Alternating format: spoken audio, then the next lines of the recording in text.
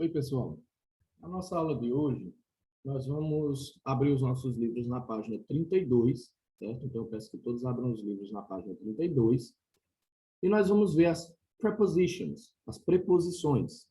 Então, dentro do nosso conteúdo, pessoal, dentro desses assuntos que vimos até agora, as prepositions, elas são com certeza um assunto muito importante e aparece no livro de vocês, na página 32. Eu peço que vocês abram o livro de vocês na página 32, para que nós possamos ver algumas preposições.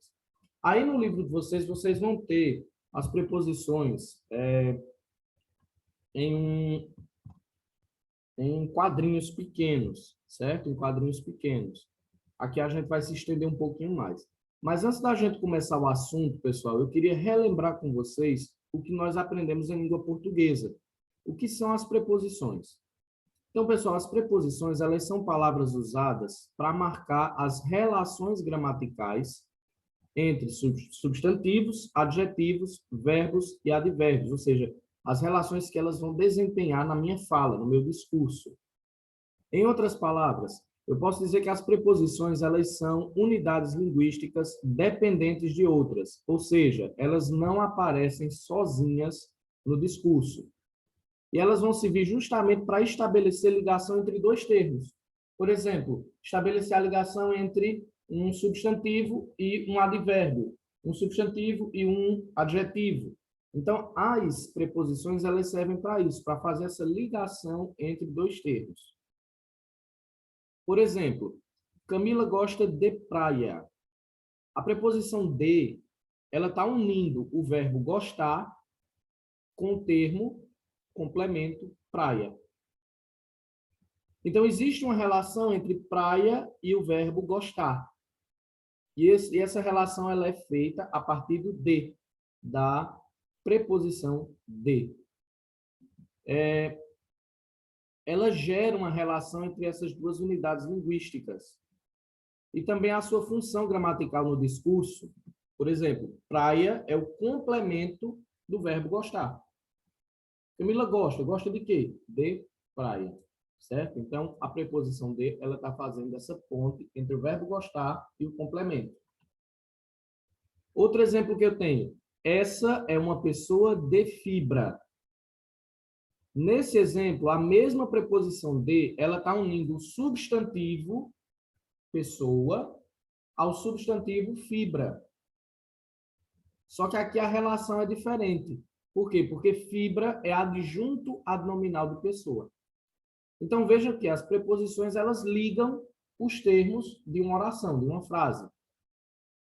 E aí nós vamos ver que em inglês, as preposições, elas podem causar dúvidas. Por quê? Porque são várias e são usadas de várias formas diferentes. Mas, na verdade, o uso das preposições em inglês ele é bem simples, pessoal. Por exemplo, eu tenho a preposição to, que vocês têm aí no livro de vocês, que significa para ou acraseado, ou ao. Por exemplo, I'm going to Paris. Eu vou para Paris. Então, to é uma preposição que pode significar essas quatro preposições em português que nós temos. Eu tenho a preposição about. About, pessoal, significa a respeito de ou sobre. Por exemplo, I will talk with you about the movie. Eu vou falar com vocês a respeito ou sobre o filme. Eu tenho a preposição for, que significa para, por ou a. A de haver, certo? I make it for you. Eu preparei isso para você. Ou I did it for you. Eu fiz isso por você. Certo? Eu tenho também a preposição behind, que significa atrás de. I will be behind you. Eu estarei atrás de vocês. Ou I will walk behind you. Eu vou caminhar atrás de vocês. Eu tenho também a preposição by, que significa de ou por. Por exemplo, I make it by myself. Eu fiz isso por mim mesmo. Certo? Eu mesmo fiz isso. It was made by José. Isso foi feito por José. Eu tenho também a preposição after, que significa depois. Certo? After significa depois. Eu tenho a preposição up, que significa para cima ou acima. Certo? Eu tenho a preposição without, que significa sem. Por exemplo, without you, sem você. Certo? We can do that without you. Nós podemos fazer isso sem você. Eu tenho a preposição off. Lembre que não é o off de offline, certo? O off de offline é com 2 Fs. É off. Por exemplo, se eu digo take it all of you. Tomem dele todos vocês, certo? Peguem ele todos vocês. Significa de, do ou da, certo? Por exemplo, the city of Teixeira. A cidade de Teixeira. Eu tenho também a expressão on, que significa em, no ou na. I'm here on your table. I put it on your table. Eu coloquei isso na sua mesa. Eu tenho a expressão out, que significa para fora, certo? Fora, ou por volta de. Eu tenho a expressão with. With significa com. Com, pessoal. É a expressão que vocês mais vão ver em inglês. É a preposição que vocês vão ver diariamente em inglês. With. Significa com. I was with Mary. Eu estava com Mary. Certo?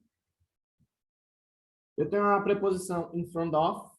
In front of, pessoal, significa na frente de. I'm in front of the church. Eu estou em frente da igreja. Eu tenho a expressão around, que significa ao redor de. Eu tenho a expressão across, que significa através de ou atravessando, certo? Eu tenho a expressão before. Before significa antes. I was there before you. Eu estava lá antes de você. Eu tenho a expressão in, que significa dentro de. Eu tenho a expressão over, que significa na frente de ou sobre. Eu tenho a expressão from, que significa de, do ou oriundo, certo? I'm from Brazil. Eu sou do Brasil. Eu tenho a expressão down, que significa para baixo, certo? Eu tenho a expressão under, que significa embaixo de ou sob. Sob, pessoal, não é sobre, não, é sob.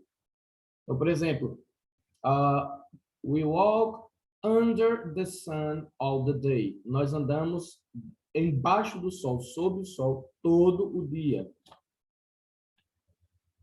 Então, essas eram as preposições que vocês deveriam ver hoje. Para casa, pessoal, eu vou deixar a número 1, a número 2 e a número 3 da página 33. Professor, como é que eu faço isso? Na número 1, eu vou colocar se está correto ou incorreto. Na número 2, tenho aí 3 opções. Uma delas vai completar a frase. Eu vou escolher qual delas completa a frase. E na número 3, eu tenho aí 7 palavras, certo? 7 termos, estão aí em rosa. E eu vou usar esses termos para completar até a letra J, certo? Então, alguns desses termos vão se repetir. Então, observem bem direitinho antes de usá-los. Vou abrir no Classroom, pessoal. Vocês têm até a segunda-feira, certo? Para me enviarem essa atividade. Fiquem todos com Deus. Tenham todos um excelente dia.